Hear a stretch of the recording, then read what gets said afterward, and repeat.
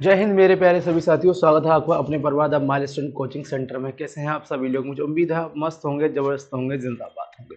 आपकी पढ़ाई बहुत बेहतरीन चल रही होगी और उसी पढ़ाई में आपके हम चार चांद लगाने के लिए हम लेकर हाजिर हैं आपके लिए पॉलिटी की एक और क्लास, जिसमें आज हम आपको पढ़ाने वाले हैं नागरिकता। क्या पढ़ाने वाले हैं बेटा? आज नागरिकता पढ़ेंगे। आज हम ये जानेंगे कि कौन व्यक्ति भारत का नागरिक हो सकता है, कौन व्यक्ति भारत का नागरिक नहीं होगा, और यदि कोई व्यक्ति भारत का नागरिक है तो उसको कौन कौन से राइट प्राप्त होंगे, और यदि कोई व्यक्ति भारत का नागरिक प्राप्त नहीं है तो उसको कौन से अधिकार प्राप्त नहीं होंगे। क्योंकि नागरिकता किसी व्यक्ति की वही वो स्थिति होती है जिसमें उसको वे अधिकार प्राप्त होते हैं जो किसी दूसरे व्यक्ति को नहीं होते हैं। जो कोई दूसरा, जो एक विदेशी व्यक्ति है, उसको वो अधिकार प्राप्त नहीं होंगे जो मूल रूप से जो भारतीय व्यक्ति होगा उसको वे अधिकार प्राप्त होंगे। तो नागरिकता हमारे लिए हमारे जीवन में बहुत ही इंपॉर्टेंसी रखती है, जिसके बारे में आज हम जानने वाले हैं कि नागरिकता को कौन प्रदान करता है और नागरिकता को कौन हमसे छीन सकता है, और नागरिकता का जो प्रावधान दिया है वो भारतीय संविधान में कहाँ पे दिया है, और नागरिकता जो है भारतीय संविधान में इसका प्रावधान जो किया गया वो कहाँ से किया गया। ये सारी बातें आज हम जानने वाले हैं। तो आइए स्टार्ट करते हैं, शुरू करते हैं। देखिए ध्यान समझिएगा। अगर हम बात करें किसके बारे में बेटा? नागरिकता के बारे में। तो नागरिकता के बारे में यदि बात की जाए तो नागरिकता किसी व्यक्ति की वह स्थिति होती है, सिंपल यदि हम इसकी क्या देखें डेफिनेशन यदि हम देख लें तो नागरिकता किसी व्यक्ति की वह स्थिति होती है जिसमें उसको वे अधिकार प्राप्त होते हैं जो किसी विदेशी व्यक्ति को प्राप्त नहीं होते हैं। तो नागरिकता क्या है बेटा? नागरिकता किसी व्यक्ति की वह स्थिति है जिसमें उसको वे अधिकार प्राप्त होंगे जो किसी दूसरे विदेशी व्यक्ति को प्राप्त नहीं होंगे। ठीक, क्योंकि भाई सिंपल सी बात यह है, भारत देश का नागरिक है एक व्यक्ति, तो भारत देश के राष्ट्रगान, राष्ट्रध्वज, भारतीय संविधान और भारत की जो गरिमा है उसको बनाए रखने का कर्तव्य किसका होगा? जो भारतीय व्यक्ति होगा। तो सिंपल सी बात है कि जब वो भारत की गरिमा बना रहा है और भारत के लिए अपने प्राण न्यौछावर कर रहा है व्यक्ति, और भारत के लिए सारे काम कर रहा है व्यक्ति, तो इसका मतलब यह है कि उसको कुछ ना कुछ ऐसे प्रमुख राइट्स हैं जो उसी को प्राप्त होने चाहिए। जैसे अगर हम बात करें कि ऐसे कौन से राइट्स हैं जो केवल और केवल भारतीय को प्राप्त होंगे, जो केवल मूल रूप से भारतीय हैं उनको प्राप्त होंगे। चलिए तो आइए जानते हैं। देखिए, जैसे कि अगर हम बात करें अनुच्छेद 15 के बारे में बात करें बेटा, अनुच्छेद 16 के बारे में बात करें, अनुच्छेद 19 के बारे में बात करें, और अनुच्छेद 29 के बारे में बात करें, और अनुच्छेद 30 के बारे में बात करें। ये पांच अनुच्छेद ऐसे हैं जो केवल और केवल किसको प्राप्त होंगे बेटा? जो केवल और केवल किसे प्राप्त होंगे? केवल भारतीय नागरिकों होंगे। किसे होंगे? केवल भारतीय नागरिकों को होंगे। ये ऐसे राइट हैं जो केवल किसको प्राप्त होते हैं? केवल भारतीयों को प्राप्त होंगे, केवल भारतीयों को। ठीक, ये किसी विदेशी व्यक्ति को प्राप्त नहीं होते हैं। ये केवल किसको प्राप्त होंगे? ये केवल और केवल ओनली फॉर किसके लिए हैं? इंडियन सिटीजन के लिए हैं। क्या उसके लिए बेटा? केवल भारतीय नागरिक के लिए ये प्रावधान किया गया है इनका। चलिए अब हम ये जानते हैं कि भारतीय नागरिकता कैसी नागरिकता है। बड़ा ही सिंपल सा प्रश्न आता है कि भारतीय नागरिकता कैसी नागरिकता है। तो भारतीय नागरिकता एकल नागरिकता है, सिंगल सिटीजनशिप है, इकहरी नागरिकता है। तो भारतीय नागरिकता कैसी नागरिकता है बेटा? भारतीय नागरिकता कैसी नागरिकता है यदि हम बात करें इसके बारे में, तो भारतीय नागरिकता कैसी नागरिकता है? एकल नागरिकता है। कैसी नागरिकता है भाई? एकल नागरिकता है। कैसी नागरिकता है? एकल नागरिकता। तो एकल कह लें या हम इसे क्या कह लें बेटा? इकहरी नागरिकता। कैसी? एकहरी नागरिकता, या इसे हम कह लें सिंगल सिटीजनशिप। सिंगल सिटीजनशिप होती है। ठीक है भाई। तो इंडियन सिटीजनशिप कैसी है बेटा? एकल नागरिकता है। केवल कैसी नागरिकता है? एकल या फिर इकहरी नागरिकता है। इसका तात्पर्य यह है कि समूचे देश के लिए एक ही नागरिकता। इसका तात्पर्य क्या है बेटा? कि समूचे देश के लिए एक ही नागरिकता। किसी भी व्यक्ति को एक बार अगर भारत की नागरिकता, ऐसा नहीं होगा कि उसे अलग अलग स्टेट के लिए नागरिकता खरीदनी पड़े या नागरिकता उसको लेनी पड़े। ठीक है भाई। चलिए, तो समूचे देश के लिए एक नागरिकता होगी। अब ये जानेंगे कि आखिरकार वही ये जो देश है हमारा, ये जो नागरिकता है इसका प्रावधान भारतीय संविधान में कहां दिया है? तो इसका प्रावधान जो दिया है वो भारतीय संविधान के बेटा भाग 2 में दिया है। कहां दिया है? भाग 2 में बेटा। किसमें दिया भाई? भाग 2 में। नागरिकता तो एक है हमारी, लेकिन इसका प्रावधान कहां दिया है? संविधान के भाग 2 में दिया गया है। कहां दिया गया भाई? संविधान के भाग 2 में दिया गया है।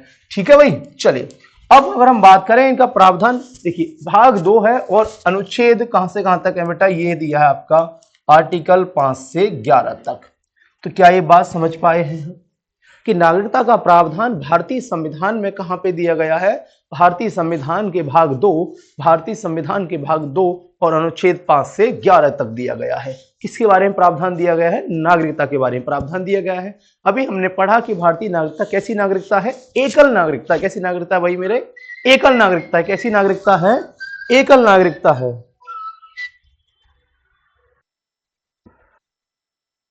हेलो, हाँ सर, मॉर्निंग क्लास लर्निंग,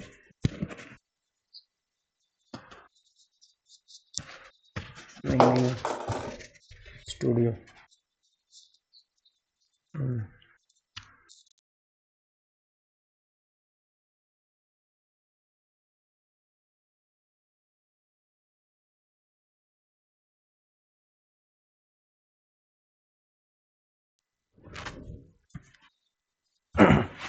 चलिए, तो देखिए हमने किसके बारे में बात की बेटा? हमने बात की नागरिकता के बारे में कि भारतीय नागरिकता कैसी नागरिकता है। तो एकल नागरिकता है, इकहरी नागरिकता है या फिर सिंगल सिटीजनशिप है। ओके, इसका प्रावधान कहां पे दिया है? संविधान के भाग 2 में दिया है और अनुच्छेद 5 से 11 तक दिया गया है भाई।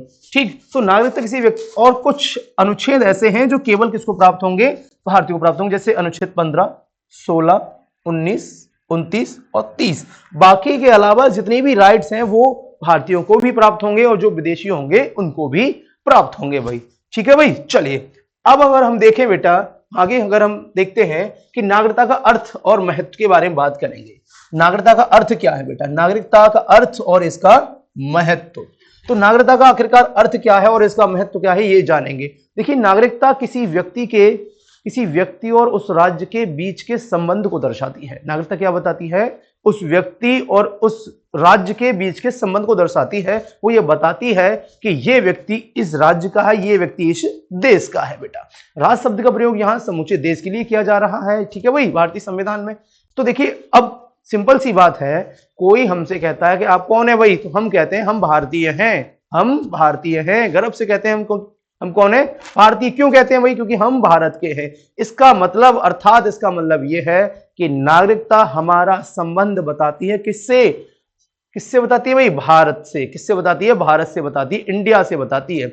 जब भी कोई हमसे पूछता है कि आप कौन है भाई, तो हम बताते हैं हम इंडियन हैं, हम भारतीय हैं। क्यों बताते हैं? क्योंकि हमारा संबंध भारत से है, क्योंकि हमारा संबंध भारत से है, हम भारत के नागरिक हैं। क्या ये बात समझ पाए आप? अर्थात इसका मतलब यह है कि नागरिकता व्यक्ति और राज्य के बीच के संबंध को दर्शाती है भाई। तो नागरिकता क्या करेगी बेटा? नागरिकता राज्य और व्यक्ति के बीच के संबंध को दर्शाती है। तो नागरिकता क्या करेगी? व्यक्ति और राज्य के बीच के संबंध को दर्शाती है। ठीक, अगर हम बात करें, एक व्यक्ति है मार्शल, तो मार्शल के अनुसार नागरिकता एक राजनीतिक समुदाय की पूर्ण सदस्यता है। नागरिकता क्या है? एक राजनीतिक समुदाय की पूर्ण सदस्यता है। कैसे है बेटा? कोई जो विदेशी व्यक्ति है वो हमारे यहाँ पर मत डालने का या बेटा वोट डालने का अधिकार नहीं रखता है। वोट डालने का अधिकार केवल भारतीय को है। किसको है? वोट डालने का अधिकार केवल भारतीय व्यक्ति को है। इसीलिए वो क्या बता रहे हैं कि नागरिकता एक राजनीतिक समुदाय की पूर्ण सदस्यता है और इसके प्रति निष्ठावान है। उन्हें सभी नागरिक और राजनीतिक अधिकार प्राप्त होते हैं। उन्हें वे सभी नागरिक और राजनीतिक अधिकार प्राप्त होते हैं। जैसे देखो, हमने अभी बात की थी अनुच्छेद 15, 16, 19, 29, 30 के अंतर्गत आने वाले मूल अधिकार केवल भारतीय नागरिक को ही प्राप्त होते हैं भाई। ठीक है भाई। तो नागरिकता किसी व्यक्ति की वह स्थिति है जिसमें उसको वो ये दर्शाती है कि ये व्यक्ति भारत का है, या ये व्यक्ति अमेरिका का है, या ये व्यक्ति ब्रिटेन का है, ये व्यक्ति कहां का है बेटा? ये व्यक्ति ब्राजील का है। इसका मतलब प्रत्येक देश की अपनी अपनी एक नागरिकता है। तो नागरिकता बताती है कि ये व्यक्ति इस देश का है और इस देश में रहने पर इसके ये राइट्स होंगे, ये इसके कुछ फंडामेंटल राइट्स होंगे। दूसरा, इसके क्या होंगे? कुछ कर्तव्य भी होंगे, उसकी कुछ ड्यूटी होंगी। ठीक है भाई, चलिए अब नागरिकता का महत्व क्या नागरिकता का महत्व आप समझ पाए हैं। दूसरी चीज हमने पीछे एक चीज भूल गए बताना बेटे, ये जो नागरिकता जो हमने ली है, नागरिकता का जो प्रावधान जो लिया गया है वो कहां से लिया गया भाई। नागरिकता हमने ली है बेटा कहां से, ब्रिटेन के संविधान से ली है। हमने कहां से ली है, ब्रिटेन से ली है। नागरिकता कहां से ली है हमने, ब्रिटेन से ली है।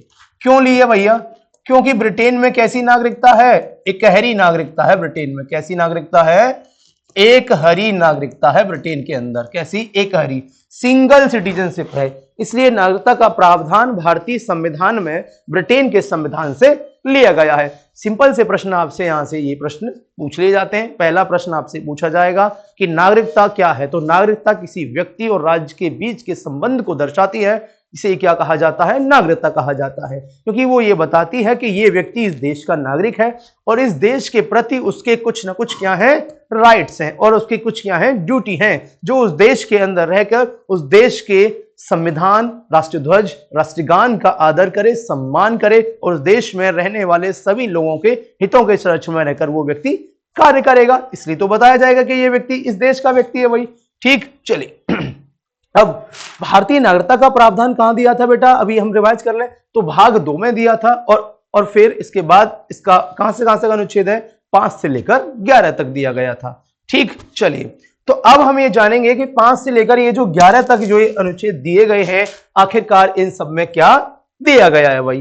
तो अनुच्छेद 5 क्या कहता है, अनुच्छेद 6 क्या कहता है, 7 क्या कहता है, 8 क्या कहता है, 9, 10, 11 तक रहेगा। इनके बारे में ये जानेंगे कि नागरिकता किस तरीके से ग्रहण की जाएगी, नागरिकता किस तरीके से छीनी जा सकती है, क्या क्या इसके प्रावधान है, क्या क्या, कौन नागरिकता को छीन सकता है और कौन नागरिकता को प्रदान कर सकता है, कौन व्यक्ति भारत का नागरिक बनेगा और कौन व्यक्ति भारत का नागरिक नहीं बनेगा। चलिए तो आज जानते हैं। देखिए सबसे पहले अगर हम बात करें किसके बारे में बेटा, अनुच्छेद 5 के बारे में। किसके बारे में बात कर रहे हैं, अभी हम अनुच्छेद 5 के बारे में बात कर रहे हैं। किसके बारे में, अनुच्छेद 5 के बारे में। अब अनुच्छेद 5 क्या कहता है, अनुच्छेद 5 कहता है कि संविधान लागू होने पर नागरिकता संबंधी उपबंध का प्रावधान है वही। तो संविधान लागू होने पर नागरिकता संबंधी उपबंध है वही। तो संविधान लागू कब हुआ, आप सभी जानते होंगे भाई। संविधान हमारा पूर्ण रूप से लागू होता है 26 जनवरी 1950 को।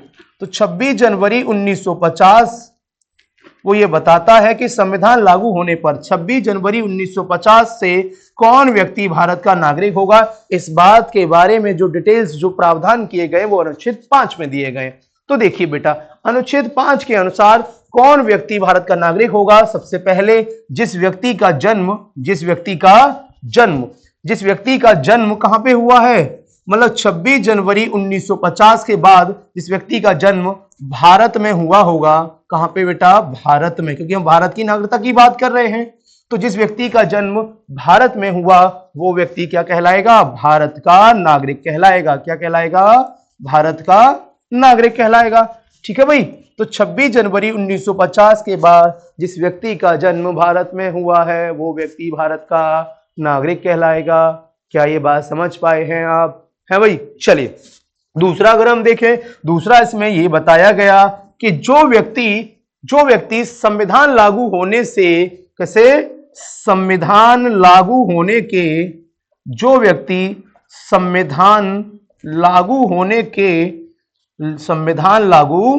होने के 5 वर्ष पूर्व, संविधान लागू होने के, ध्यान से रखना है इसको बेटा, कि संविधान लागू होने के 5 वर्ष पूर्व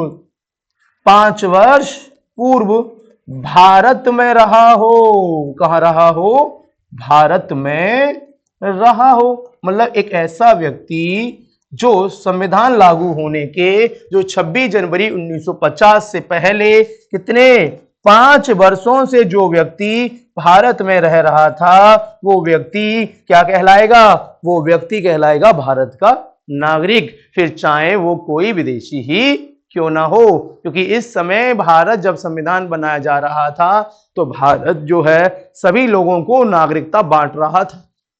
भारत के पास इतनी नागरिकता थी कि आइए कोई भी आओ और कोई भी यहां से नागरिकता ले जाओ भैया, लेकिन कुछ कंडीशन थी जिनको आपको फॉलो करना होगा। ठीक, तो क्या इन बातों को आप समझ पाए हैं? तो अनुच्छेद 5 क्या कहता है? संविधान लागू होने पर, मतलब अर्थात 26 जनवरी 1950 के बाद जिस व्यक्ति का जन्म, जिस बच्चे का जन्म भारत में होता है, वो बच्चा स्वतः ही भारत का नागरिक कहलाएगा, फिर चाहे वो किसी भी राज्य में हो, फिर चाहे वो किसी भी यूनियन टेरिटरी में क्यों ना हो। ठीक है भाई, तो जन्म के बेसिस पर, बाय बर्थ मतलब जन्म के आधार पर वो बच्चा भारत का नागरिक कहलाएगा। उसके बाद एक प्रावधान और किया गया कि जो व्यक्ति संविधान लागू होने से, संविधान लागू कब होता है? 26 जनवरी 1950 को होता है पूर्ण रूप से। तो 26 जनवरी 1950 से 5 वर्ष पूर्व यदि वह व्यक्ति भारत में निवास कर रहा था, तो वो व्यक्ति भी संविधान लागू होने के बाद भारत का नागरिक होगा। क्या इस बात को आप समझ पाए हैं भाई?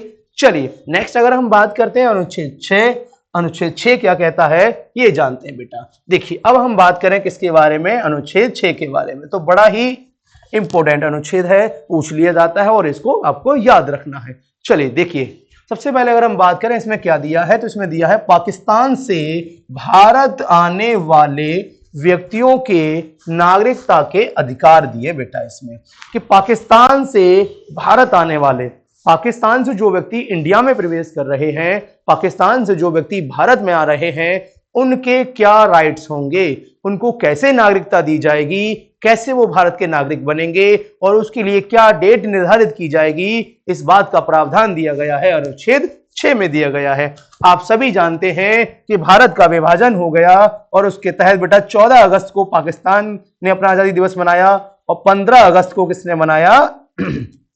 भारत ने अपना आजादी दिवस मनाया बेटा।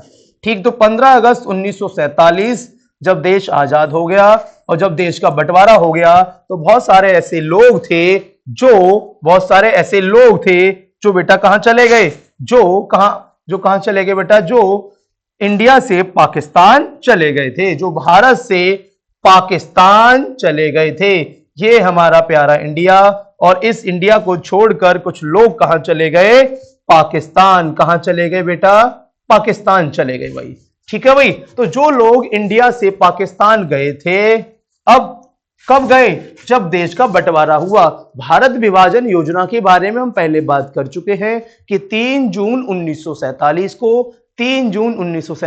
को भारत विभाजन योजना पेश की गई। किसके द्वारा पेश की गई? लॉर्ड माउंटबेटन के द्वारा पेश की गई थी। वही भारत के वायसराय लॉर्ड माउंटबेटन ने 3 जून 1947 को भारत विभाजन योजना पेश की थी, जिसके तहत भारत का विभाजन किया गया भाई। ठीक है भाई, इंडिया डिवाइडेड प्लान 3 जून 1947 को पेश किया गया था। ठीक, जिसके तहत इंडिया और पाकिस्तान मतलब इंडिया का बंटवारा हुआ और 2 राष्ट्र बनाए गए थे। ठीक है, इसके बारे में पहले बात भी कर चुके हैं भाई। ठीक, चलिए अब अगर हम बात करें तो इंडिया से कुछ लोग कहां चले गए? पाकिस्तान आ गए। अब यदि वो व्यक्ति इस पाकिस्तान से फिर से बेटा इंडिया में आना चाहते हैं, कहां से? पाकिस्तान से कहां पे आना चाह रहे हैं भाई? ये पाकिस्तान से भारत। कहां पे आ रहे हैं? भारत आ रहे हैं भाई। तो पाकिस्तान से भारत आने वाले लोगों को नागरिकता कैसे दी जाएगी, इस बारे में प्रावधान करता है अनुच्छेद 6। इसमें एक उसने प्रावधान किया कि जो व्यक्ति यहां से वापस आ रहा है, वो व्यक्ति बेटा 19 जुलाई 1948 तो जो व्यक्ति 19 जुलाई 1948 से पहले भारत में वापस आ जाएगा, वह व्यक्ति स्वतः भारत का नागरिक कहलाएगा। तो अनुच्छेद 6 क्या बताता है? जो व्यक्ति आजादी के बाद, जो व्यक्ति भारत के बंटवारे के बाद पाकिस्तान चले गए और यदि वो पाकिस्तान से भारत वापस आना चाहते हैं, तो उनको 19 जुलाई 1948 से पहले भारत वापस आना होगा। यदि वो भारत वापस नहीं आ पाते, इसके बाद आते हैं, यदि वो संविधान लागू होने से पहले वापस आ जाते हैं, मतलब इसके बाद आ रहे हैं, तो उनको बेटा 6 माह उनको क्या करना पड़ेगा? निवास करना होगा। तो उनको 6 माह उनको क्या करना होगा? 6 माह उनको निवास करना होगा और 6 माह के निवास स्थान के आधार पर वो कराएंगे अपना पंजीकरण। क्या कराएंगे? वो कराएंगे बेटा अपना पंजीकरण। और पंजीकरण के माध्यम से वो बन जाएंगे भारत के नागरिक, वो बन जाएंगे भारत के नागरिक। तो क्या इस बात को आप समझ पाए हैं भाई? तो वो बन जाएंगे भारत के नागरिक बन जाएंगे, वो कराना पड़ेगा उनको अपना रजिस्ट्रेशन। ठीक है भाई, चलिए।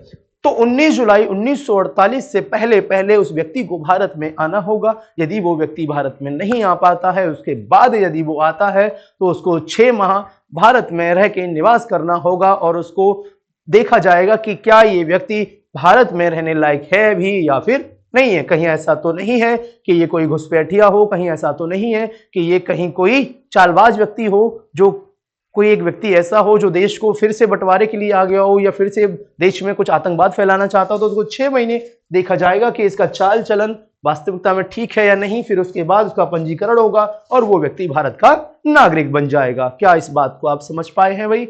चलिए अब हम बात करते हैं अनुच्छेद 7 के बारे में। बेटा 7 भी सेम, थोड़ा बहुत इसमें क्या है चेंजेस है, देखेंगे। तो अनुच्छेद 7 क्या कहता है? अनुच्छेद 7 कहता है पाकिस्तान को प्रवचन करने वाले, कहां को बेटा? पाकिस्तान को प्रवचन करने वाले व्यक्तियों के नागरिकता संबंधी उपबंध हैं। कुछ ऐसे लोग बेटा जो इंडिया से, कहां से? भारत से। कहां से बेटा? ये थोड़ा उल्टा है बस इसका, यहां था पाकिस्तान से और यहां है भारत से पाकिस्तान को प्रवचन करने वाले। भारत से पाकिस्तान को प्रवचन करने वाले ऐसे लोग जो भारत से कहां चले गए? पाकिस्तान में चले गए। लेकिन यहां पर एक थोड़ा सा अलग कंडीशन है बेटा इसमें। जैसे देखिए, जैसे अगर हम बात कर लें, एक शहर है, मान लीजिए हमारे इंडिया में एक शहर है, सिंपल सा मैं एक उदाहरण देता हूं। सिंपल शहर है यहाँ पे बेटा, रांची है, झारखंड की राजधानी है रांची। और अगर हम दूसरी बात करें, पाकिस्तान में है बेटा, यहाँ पे क्या है? कराची। यहाँ पे क्या है? कराची है यहाँ पे। ठीक। अब जैसे कि मान लीजिए कोई एक व्यक्ति था, कौन बेटा? एक व्यक्ति था, ये व्यक्ति है और ये व्यक्ति बेटा 1 मार्च, यहां पर डेट लिखनी है आपको, 1 मार्च 1947, 1 मार्च 1947। तो 1 मार्च 1947 को, इसके बाद यदि वो व्यक्ति एक ऐसे क्षेत्र में चला गया जो बंटवारे के बाद पाकिस्तान का हिस्सा बन गया, जो बंटवारे के बाद पाकिस्तान का हिस्सा बन गया बेटा। क्या बन गया? बंटवारे के बाद पाकिस्तान का हिस्सा बन गया। कैसे? मैं रहता था रांची में, मतलब मान लीजिए ए व्यक्ति है जो रांची में रहता था, लेकिन भैया कोई भी कारणवश, जो भी उसको व्यापार की वजह से या जो भी कारण रहा, वो पहुंच गया कहां पे? कराची में। वो पहुंच गया कराची में। लेकिन 1 मार्च 1947 को अभी भारत विभाजन की रूपरेखा के बारे में कोई प्रावधान नहीं किया गया, क्योंकि मैंने अभी आपको बताया कि भारत विभाजन योजना 3 जून 1947 को पेश हुई थी। लेकिन ये बात कब की है? मार्च की है। इसका मतलब इंडिया डिवाइडेड का प्लान की अभी कोई भी रूपरेखा नहीं है, उसका कोई भी स्ट्रक्चर दिखाई नहीं दे रहा। और उसको तो ये इस बात से अनभिज्ञ है कि अभी भारत का बंटवारा हो जाएगा आगे चलकर। तो बेचारा क्या करता है? ये पहुंच जाता है कराची। इसका मतलब यह है कि अविभाजित भारत में, किसमें बेटा? अविभाजित भारत। तो एक व्यक्ति जो है अविभाजित भारत में एक ऐसे हिस्से में चला गया जो बंटवारे के बाद कहां पे पहुंच गया? पाकिस्तान में। अब भैया ए चला गया कहां चला गया? कराची। अब कराची जब ये चला गया तो जून के बाद क्या हुआ? भारत का बंटवारा हुआ और बंटवारे के बाद एक अलग राष्ट्र बना पाकिस्तान और एक अलग राष्ट्र था हमारा हिंदुस्तान। तो अब ये व्यक्ति तो भैया कहां रहना चाहता था? इंडिया में। अब इन्होंने कहा भैया मैं तो इंडियन हूं, मैं तो इंडिया में रहना चाहता हूं। तो अब ये व्यक्ति कहां वापस आना चाहता है? अब ये इस कराची से रांची वापस आएगा बेटा, कहेगा भैया मैं तो इंडिया में रह रहा था, मुझको नहीं रहना पाकिस्तान में, मैं तो हिंदुस्तानी हूं, मैं तो हिंदुस्तान में रहूंगा अपने। तो अब ये व्यक्ति फिर से वापस आएगा अपने कहां पे? रांची, अपने इंडिया, अपने भारत। तो जब ये व्यक्ति भारत आएगा तो इसको बेटा फिर क्या करना पड़ेगा? इसको कराना पड़ेगा, ये भी सेम यहां भी यही प्रोसेस है कि 6 महीने का उसको निवास करना होगा और उसको रजिस्ट्रेशन कराना पड़ेगा। तो क्या आप इन दोनों अनुच्छेद को समझ पाए हैं? एक में सिंपल सी बात, अगर इन दोनों का हम डिफरेंस देखें तो सिंपल सा डिफरेंस इसमें यह है कि अनुच्छेद 6 के तहत वो व्यक्ति जानबूझकर अपनी मर्जी से गया है पाकिस्तान। अनुच्छेद 6 में वो जानबूझकर अपनी मर्जी से पाकिस्तान चला गया, लेकिन अनुच्छेद 7 के तहत वो बेचारा अनभिज्ञ था, गलती से चला गया, वो जाना नहीं चाहता था, लेकिन बंटवारा हो गया। बंटवारा हो गया तो वो ऐसे हिस्से में पहुंच गया जहां जो हिस्सा कहां पे आता है, पाकिस्तान के हिस्से में आता था। एक ऐसे शहर में पहुंच गया वो जो पाकिस्तान में आता था, लेकिन वो रहना कहां चाहता था, हिंदुस्तान में। वो कौन था, भारतीय। तो उसने सोचा कि भैया यहां से निकल लो, और वो निकल कर आ जाता है अपने इंडिया। और जब वो इंडिया निकल कर आएगा तो फिर उसको अनुच्छेद 6 का प्रयोग करना होगा। क्या इस बात को आप समझ पाए हैं या नहीं? ठीक है भाई, चलिए आगे अगर हम बात करें बेटा अनुच्छेद 8 के बारे में, तो अनुच्छेद 8 क्या कहता है ये देखेंगे भाई। तो अनुच्छेद 8 के तहत अगर हम बात करें कि अनुच्छेद 8 क्या कहता है, तो देखिए बेटा अनुच्छेद 8 के बारे में यदि बात की जाए तो अनुच्छेद 8 कहता है बेटा विदेशों में रहने वाले लोगों के नागरिकता संबंधी उपबंध की बात करता है ये, कि जो लोग विदेशों में रह रहे थे हमारे कुछ भारत के बाहर, कहां पे बेटा, भारत के बाहर, भारत के बाहर भारतीय मूल के ऐसे व्यक्ति, भारतीय उद्भव के कुछ व्यक्तियों के नागरिकता के अधिकार के बारे में प्रावधान करता है अनुच्छेद 8। तो देखिए कैसे, जैसे अगर हम बात करें हमारे भारत के भारतीय मूल के कुछ ऐसे व्यक्ति थे जो भारत की सीमा से बाहर, जो अन्य देशों में रहकर भारत की आजादी के लिए लड़ाइयां लड़ रहे थे, भारत की आजादी क्या कर रहे थे, लड़ाइयां लड़ रहे थे। तो क्या वो लोग, क्या उनके बच्चे भारत के नागरिक नहीं बनने चाहिए भाई? जैसे कि बहुत सारे ऐसे लोग थे, बहुत सारे ऐसे क्रांतिकारी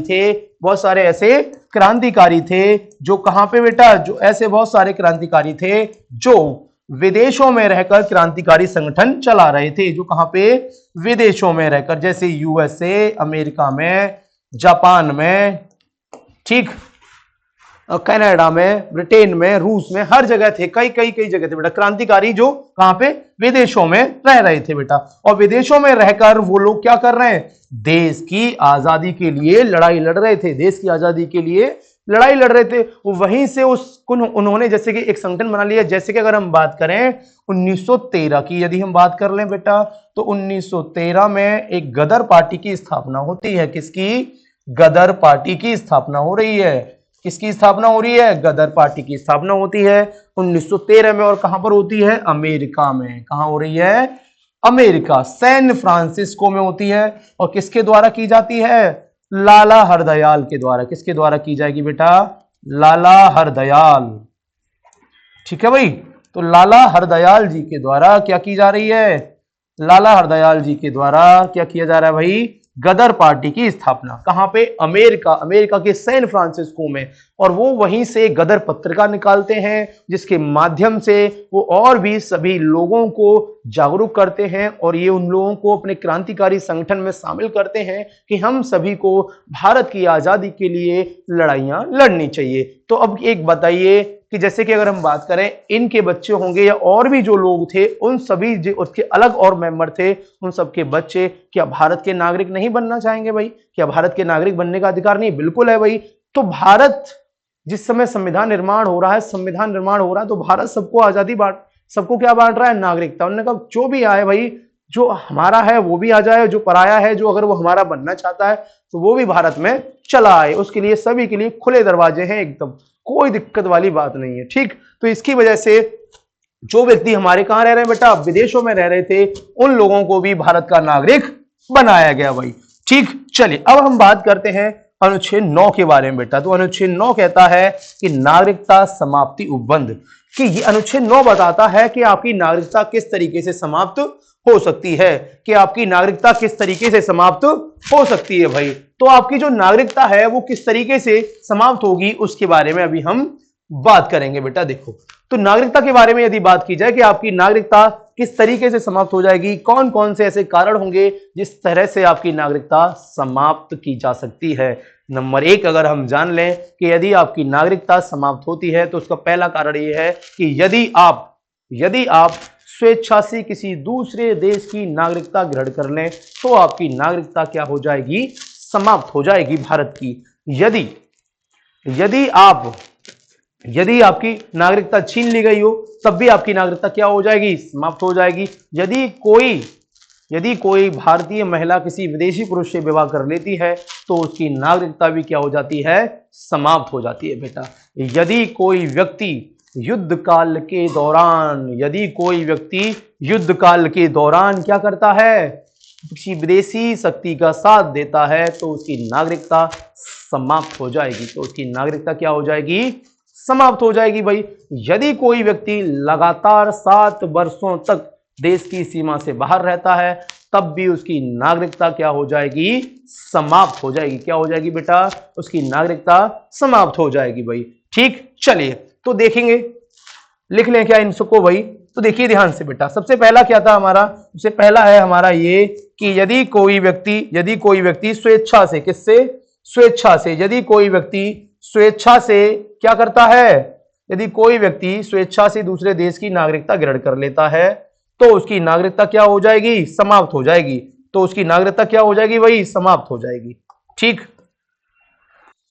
ये आते हैं बेटा ये प्रश्न कि नागरिकता कैसे कैसे समाप्त होगी। तो सबसे पहले स्वेच्छा से दूसरे देश की, स्वेच्छा से दूसरे देश की नागरिकता, स्वेच्छा से दूसरे देश की नागरिकता ग्रहण करने पर, स्वेच्छा से दूसरे देश की नागरिकता ग्रहण करने पर आपकी भारत की नागरिकता क्या हो जाएगी, समाप्त हो जाएगी बेटा। क्या हो जाएगी, समाप्त हो जाएगी। सेकंड है लगातार 7 वर्षों तक, यदि आप लगातार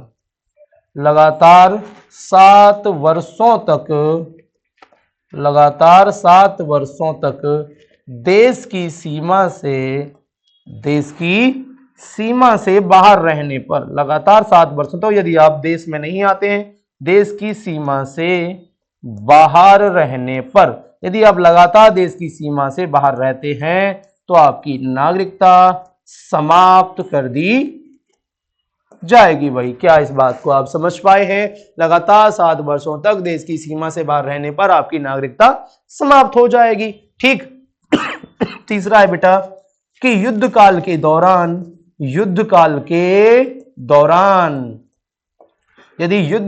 दौरान यदि आप किसी विदेशी शक्ति का साथ देते हैं तो आपकी नागरिकता समाप्त हो जाएगी, फिर आप आतंकवादी घोषित कर दिए जाएंगे भाई। युद्ध देश के दुश्मन, युद्ध काल के दौरान विदेशी शक्ति का साथ देने पर, युद्ध काल के दौरान विदेशी शक्ति का साथ देने पर, विदेशी शक्ति का साथ देने पर यदि आपने युद्ध काल के दौरान किसी विदेशी शक्ति का साथ दिया तो आपकी नागरिकता क्या हो जाएगी, समाप्त हो जाएगी बेटा। तो इन बातों का ध्यान रखना है आपको। दूसरा अगर ये है कि यदि कोई व्यक्ति भारत देश की नागरिकता ग्रहण करता है तो और यदि उसको 2 वर्ष की सजा हो गई है तो उसकी नागरिकता मतलब 5 वर्ष के अंतराल में तब भी उसकी नागरिकता क्या हो जाएगी, समाप्त हो जाएगी। तो कृपया कर इन बातों का ध्यान रखें, नहीं तो आपकी नागरिकता क्या हो जाएगी, समाप्त हो जाएगी भाई। ठीक, चलिए आगे अब हम बात करते हैं। लेकिन अगर आगे बात की जाए आपकी नागरिकता की गारंटी कौन लेता है कि आपकी नागरिकता बनी रहेगी, तो भारतीय संविधान का अनुच्छेद 10 ये कहता है किसके तहत, भारतीय संसद, कौन बेटा, इंडियन पार्लियामेंट, इसके तहत ये कहता है कि भारत सरकार या भारतीय संसद आपकी नागरिकता के अधिकारों के बने रहने की गारंटी लेती है बेटा। तो अनुच्छेद 10 के तहत क्या दिया गया है, अनुच्छेद 10 ये कहता है कि आपकी नागरिकता के अधिकार क्या होंगे बेटा, बने रहेंगे। इनको ऐसा नहीं है कि जब चाहे तब इनको छीन लिया जाए, छीना नहीं जाएगा, आपकी नागरिकता को छीना नहीं जाएगा बेटा। ठीक, लेकिन जो हमने पीछे अभी कारण पढ़े, यदि आप उनमें से किसी भी एक कारण में पकड़े जाते हैं तो आपकी नागरिकता समाप्त हो जाएगी, लेकिन आपकी नागरिकता बनी रहेगी, आपकी नागरिकता को किसी कारणवश छीना नहीं जाएगा। अगर वो कारण से अलग कोई कारण है तो तब इस बात की गारंटी लेता है अनुच्छेद 10 कि नागरिकता के जो आपके अधिकार हैं वो आपके नागरिकता के अधिकार कैसे हैं, कब हैं और वो कब बने रहेंगे, इस बात की गारंटी लेता है अनुच्छेद 10। तो आपकी नागरिकता को इस तरीके से कोई छीन नहीं सकता है, कोई व्यक्ति ये नहीं कह सकता कल ही एक फरमान जारी हो जाए राष्ट्रपति जी के द्वारा कि भैया ये जो लोग हैं, इस क्षेत्र में रहने वाले लोग अब भारत के नागरिक नहीं कहलाएंगे, तो ऐसा नहीं किया जाएगा। अर्थात मतलब ये है कि भारत के जो राष्ट्रपति जी हैं, यदि वो अध्यादेश जारी कर दें कि ये फलाने लोग बिना कारणवश कि ये लोग भारत के नागरिक नहीं है, तो इस तरीके से ऐसा बिल्कुल भी कोई प्रावधान नहीं किया जाएगा। इस बात की गारंटी देता है आपकी अनुच्छेद 10। ठीक है भाई, चलिए अब हम बात करेंगे बेटा अनुच्छेद 11 के बारे में। आप सभी जानते होंगे कि भारत में भारतीय नागरिकता संबंधी कोई भी विधि या कानून बनाने का जो अधिकार है, भारत में भारतीय नागरिकता संबंधी कानून या विधि बनाने का जो अधिकार है वो किसके पास है बेटा? वो है हमारी भारतीय संसद के पास। किसके पास है? संसद के पास है बेटा। किसके पास है? संसद, पार्लियामेंट। तो भारतीय संसद क्या कर सकती है? नागरिकता संबंधी कोई भी विधि या कानून बनाने का अधिकार किसके पास है? भारतीय संसद के पास है। किसके पास है भाई? भारतीय संसद के पास है। और इसी पावर का इस्तेमाल करते हुए भारतीय संसद ने बनाया भारतीय नागरिकता अधिनियम 1955।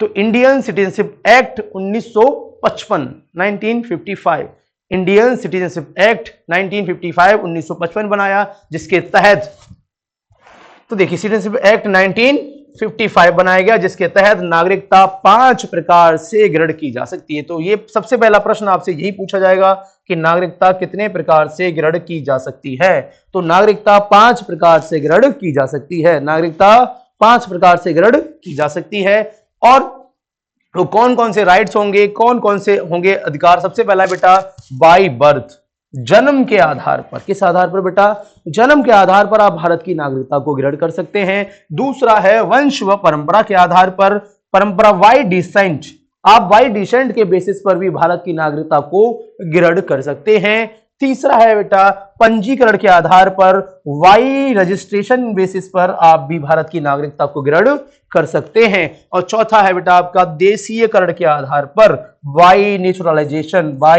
नेचुरलाइजेशन के बेसिस पर आप भारत की नागरिकता को ग्रहण कर सकते हैं। और पांचवा है भूमि के अर्जन द्वारा, भूमि अर्जित क्षेत्र के द्वारा भारत की आप नागरिकता को ग्रहण कर सकते हैं भाई। ठीक, तो देखिए इसके बारे में यदि हम देखें भूमि अर्जित क्षेत्र के आधार पर यदि देखें तो इसका कैसे एग्जांपल लेंगे? जैसे कि अब अगर हम बात करें बेटा कि भारत है बेटा हमारा, ठीक, ये है इंडिया। अब यदि इंडिया किसी भी छोटे कोई भी एक क्षेत्र है, पाकिस्तान का हो या चाइना का हो, किसी पर भी यदि अटैक करता है और यदि वो उसे अपने देश में मिला लेता है, तो उस क्षेत्र में रहने वाले सभी लोग भारत के नागरिक कहलाएंगे। जैसे यदि हम इसका क्या ले लें, एक एग्जाम्पल ले लें, तो जैसे कि बेटा शायद आपने पढ़ा हो, इससे पहले वाले जो भाग है उसमें आपको पढ़ाया जा चुका होगा भाग 1 में बेटा। जैसे कि देखिए इसका ये एग्जाम्पल है, मान लीजिए ये बात है बेटा 36वां संविधान संशोधन 1975 की, 36वां संविधान संशोधन 1975 में। तो 36वां संविधान संशोधन होता है 1975 में। इसके तहत सिक्किम क्या बनता है बेटा? सिक्किम भारत का पूर्ण राज्य बनता है। क्या बनता है? सिक्किम भारत का स्टेट बनता है बेटा, सिक्किम भारत का स्टेट। क्योंकि 35वां संविधान संशोधन 1974 के तहत सिक्किम बनता है भारत का को स्टेट, भारत का सह राज्य। लेकिन 36वां संविधान संशोधन 1975 के तहत सिक्किम बनता है भारत का पूर्ण राज्य। अर्थात इसका मतलब यह है सिक्किम इससे पहले क्या थी बेटा? सिक्किम इससे पहले थी एक छोटी सी रियासत।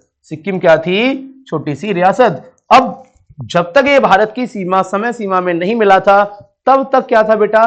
तब तक यहां पर जो रहने वाले लोग थे, सिक्किम में जो रहने वाले जो लोग थे, क्या वो भारत के नागरिक थे?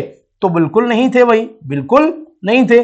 लेकिन जिस सन में 36वां संविधान संशोधन 1975 किया गया और उसके तहत सिक्किम को भारत का जब स्टेट बनाया गया, तो सिक्किम में रहने वाला प्रत्येक नागरिक भारत का नागरिक बन गया था। क्या इस बात को आप समझ पाए हैं कि भूमि अर्जित क्षेत्र या भूमि अर्जन के द्वारा किस तरीके से नागरिकता ग्रहण की जाएगी भाई? ठीक, चलिए अब अगर हम बात करें बेटा कि भारतीय जो नागरिकता है उसमें किस तरीके से और क्या क्या है, जिससे देखो भारतीय नागरिकता का अंत, अच्छा यहां पे हो गया ये, ओके। तो पीछे वैसे भी हम देखो लिख चुके हैं 3 प्रकार से नागरिकता ग्रहण की, जैसे स्वेच्छा से, ठीक है भाई, यदि कोई व्यक्ति खुद ही नागरिकता क्या कर दे, त्याग दे, या किसी अन्य देश की नागरिकता मतलब क्या करने ग्रहण करने पर आपकी नागरिकता समाप्त हो जाएगी, या फिर सरकार द्वारा आपको वंचित कर दिया जाए, या संविधान की अनिष्ठा दिखाने पर, संविधान की अवमानना करने पर आपकी नागरिकता समाप्त हो जाएगी, युद्ध काल के दौरान विदेशी शक्ति का साथ देने पर आपकी नागरिकता समाप्त हो जाएगी, गलत तरीके से नागरिकता प्राप्त करने पर आपकी नागरिकता समाप्त हो जाएगी। अब बेटा अगर हम ये जानेंगे कि भारतीय नागरिकता में कितनी बार संशोधन किया जा चुका है। देखिए, नागरिकता तो प्रावधान संविधान ने तो कर दिया, लेकिन समय समय की बात है, समय समय पर बात है कि जैसे कि जन्म के आधार पर तो बहुत सारे लोगों ने इसका फायदा उठाया और भारत में आतंकवादी गतिविधियों को बढ़ावा दिया गया। भारत में जिन लोगों का जन्म हुआ, सिंपल सी बात कह दी अनुच्छेद 5 ने कि जिस व्यक्ति का जन्म भारत में हुआ है वो व्यक्ति भारत का नागरिक कहलाएगा। अर्थात यदि कोई विदेशी व्यक्ति भी यदि भारत में किसी विदेशी व्यक्ति का, दंपत्ति का बच्चा भी जन्म ले रहा है तो वो व्यक्ति भी जन्म के बेसिस पर भारत का नागरिक बन गया, तो इसका फायदा उठाया रहा। इसके लिए 1986 में पहली बार संशोधन किया गया बेटा। तो अब तक नागरिकता में बेटा कितनी बार? 6 बार संशोधन किया जा चुका। कितनी बार? 6 बार। बहुत बार आया हुआ प्रश्न है ये भी। तो 6 बार संशोधन किया गया है। कब कब किया गया है ये जान लेते हैं। सबसे पहले देखिए, सबसे पहले किया गया 1986 में। कब किया गया? 1986 में किया गया बेटा। सेकंड किया गया 1992 में, 1992 में। और तीसरा किया गया 2003 में बेटा, 2003 में, 2003 में। फिर चौथा किया गया है 2005 में, 2005 में। फिर पांचवा है 2015 और फिर छठा है 6 नंबर पे आता है आपका 2019। तो इस तरीके से बेटा कितनी बार संशोधन किया जा चुका है? 6 बार। पहला 1986 में, दूसरा 1992 में, तीसरा 2003 में, चौथा 2005 में और पांचवा 2015 में और छठा 2019 में। तो क्या आप इन सारी बातों को समझ पाए हैं? क्या नागरिकता से संबंधित कोई भी और आपके सवाल हैं तो उन सवालों को कमेंट बॉक्स में आप छाप सकते हैं। कमेंट बॉक्स में उन सवालों को, उन प्रश्नों को हमसे आप पूछ सकते हैं। ठीक है भाई। तो नागरिकता में आपके वनडे एग्जाम के हिसाब से जो भी चीजें, इंपॉर्टेंट चीजें बनती थी वो सारी चीजें इस क्लास में आपको करा दी गई हैं भाई। ठीक है भाई। चलिए तो फिर आगे मिलते हैं, फिर नेक्स्ट क्लास में मिलेंगे अब। ठीक है। जब तक के लिए आप मस्त रहें और पढ़ाई करते रहें, अपनी पढ़ाई को बीच में ना छोड़ें। ठीक है भाई। टाइम से बढ़ते रहें। सारे काम करना बहुत जरूरी है, लेकिन टाइम से सारे कामों को करते रहें। एग्जाम नजदीक हैं आपके और इसीलिए आपको बहुत ज्यादा मेहनत करने की आवश्यकता है। एक बार मेहनत कर लें तो जीवन में आप सुखी पाएंगे। ठीक है भाई। चलिए।